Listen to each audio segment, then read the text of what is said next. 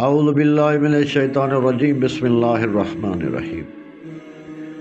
تعبیر خواب کا سلسلہ ہے۔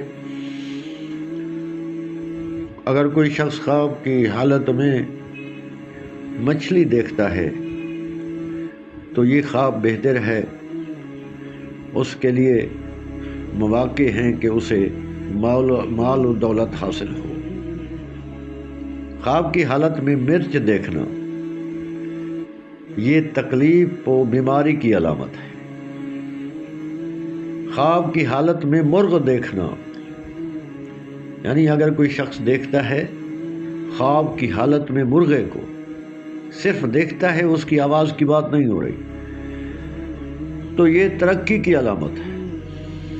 یعنی اگر وہ دیکھتا ہے مچھلی کو، مال و دولت حاصل ہوگا۔